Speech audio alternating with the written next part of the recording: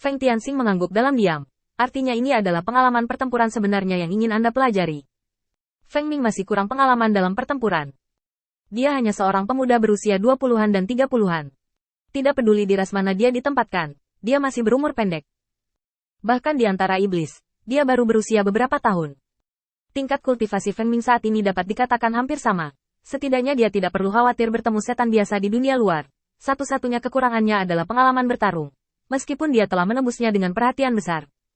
Tapi umurnya ada di sini. Saya menyadari bahwa sebenarnya tidak banyak hal yang bisa dikuasai.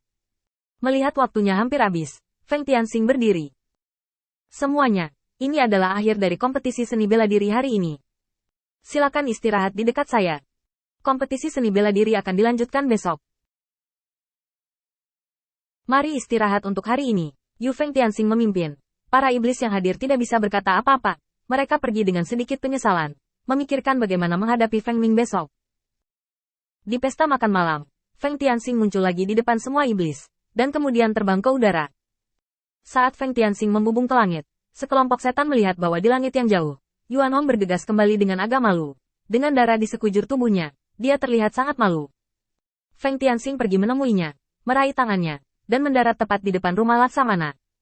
Di depan semua iblis, Feng Tianxing mengangkat tangan Yuan Hong. Gunakan sorakan terhangatmu untuk menyambut kembalinya kemenangan Yuan Hong. Aku akan memberinya posisi penguasa 3 kota sesuai dengan janjiku. Tiba-tiba, semua setan mendidih. Kalahkan kekosongan, dan sendirian. Ini belum pernah terdengar di masa lalu. Fight, tekanan berat di hati semua iblis. Akhirnya benar-benar dimusnahkan hari ini. Sorakan mengguncang seluruh gunung. Feng Tianxing melihat pemandangan di depannya dengan diam-diam, dan merasa sangat emosional di dalam hatinya. Benar saja, jika dia menemukan cara untuk mengatasi kehampaan, semuanya akan menjadi lebih mudah. Ketika fight berubah dari lawan yang tidak mereka pahami sama sekali menjadi lawan yang mereka kenal, hasilnya akan bergantung pada kekuatan kedua belah pihak. Setelah Feng Tianxing membuat pengumuman, dia tidak terburu-buru untuk mempublikasikannya, tetapi melemparkan Yuan Hong ke iblis di bawah, membiarkannya menikmati kegembiraan kemenangan. Adapun luka di tubuhnya, jangan khawatir sama sekali. Dengan tubuh iblis, jika dia bisa hidup kembali, tidak akan ada masalah besar. Sampai malam, Feng Tianxing sedang duduk sendirian di halaman. Li Goudan dengan hati-hati membuka pintu dan datang ke depan Feng Tianxing. Tuan, saya pergi untuk melihatnya. Kehampaan benar-benar mati. Yuan Hong telah memberikan kontribusi besar kali ini. Menurut aturan kekosongan, hanya akan ada satu kekosongan yang bertanggung jawab di sini. Jika dia dikalahkan, kita akan berada di sini. Itu telah menetap untuk saat ini. Tetapi di masa depan, ketika makhluk kosong lainnya melihat ketidaknormalan di sini, mereka pasti akan melakukannya. Ayo sama-sama. Mohon Master untuk mempersiapkan sejak dini. Feng Tianxing mengangguk, lalu berkata kepada Laksamana Ming di sampingnya. Kamu mendengar semuanya. Aku tidak akan punya masalah di sini, dan kemudian di pihakmu. Laksamana Ming menggelengkan kepalanya lagi dan lagi. Tidak, kamu harus menyelesaikan masalah punggungmu terlebih dahulu. Lagi pula, ada ngarai besar di antara kita, dan kecepatan dukungan jauh lebih lambat daripada milikmu. Feng Tianxing tersenyum ringan dan menggelengkan kepalanya. Ikuti saja pengaturan saya. Ada beberapa alasan mengapa tidak nyaman untuk memberitahu Anda secara langsung. Saya hanya berharap Anda mengikuti pengaturan saya. Saya harus mempertahankan Grand Canyon ini. Ini sangat berguna bagi saya. Laksamana Ming berpikir sejenak, lalu mengangguk.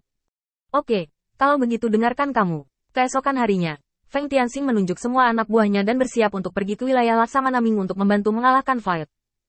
Melihat sikap habis-habisan ini, bahkan Laksamana Ming pun tercengang. Area luas yang tertutup kegelapan, menutupi langit dan matahari, penuh dengan setan. Bahkan tim inti di bawah Feng Tianxing telah berkembang dari 100.000 setan asli menjadi 150.000, di mana 20.000 adalah lulusan terbaru dari akademi, dan 30.000 adalah setan seperti Yuan Hong. Selain 150.000 setan, ada juga total 50.000 Yuan Biksu Bayi. Mereka membawa barang-barang yang diperlukan untuk mengatur lingkaran sihir dan mengikuti di belakang para iblis. Rakyat, Laksamana Ming baru saja melihat, dan dengan cepat menemukan Feng Tianxing. Kamu tidak perlu keluar seperti ini?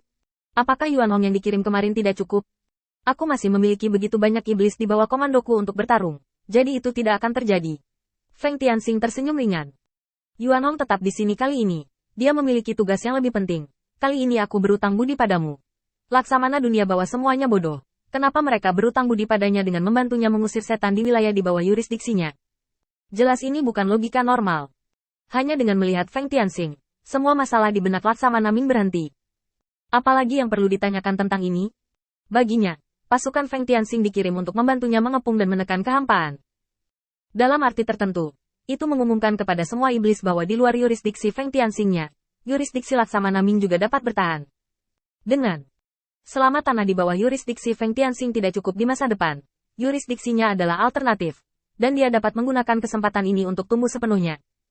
Dengan keuntungan seperti itu di depannya, bahkan jika dia ditipu ke rumah nenek sekarang, selama dia masih hidup, dia tidak akan kehilangan uang.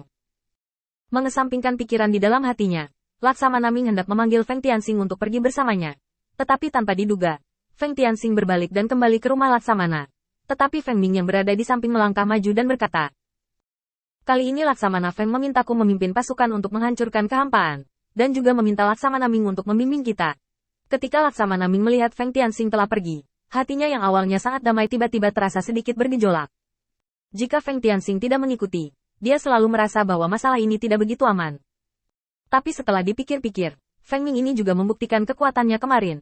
Belum lagi Yuan Hong yang berhasil membunuh kehampaan mengikutinya. Konfigurasi ini seharusnya sudah cukup. Mungkin Feng Tianxing tetap tinggal karena alasan lain. Pada akhirnya, Laksamana Ming tidak menurunkan wajahnya untuk meminta Feng Tianxing mengikuti, dan pergi dari sini bersama tentara. Setelah tentara pergi, tempat itu malah menjadi agak suram. Karena Feng Tianxing, bahkan para prajurit yang menjaga rumah Laksamana diberangkatkan. Setengah hari setelah tentara pergi, sebuah mobil mewah yang melaju kencang jatuh dari langit dan mendarat dengan mantap di depan rumah Laksamana Feng Tianxing. Tuan kota dari kota utama melangkah keluar dari mobil terbang, melihat sekeliling sebentar, dan jantungnya tenggelam ke dasar dengan bunyi gedebuk. Mengapa Feng Tianxing begitu tak tertahankan di sini? Mungkinkah apa yang dia katakan terakhir kali itu benar, bahwa dia memar vitalitasnya selama pengepungan dan penindasan kehampaan? Dia hanya mengambil 30.000 setan hari itu, dan saya tidak tahu jika itu cukup untuk mengisi kekosongannya. Jika saya berbicara tentang meminjam tentara lagi, apakah saya akan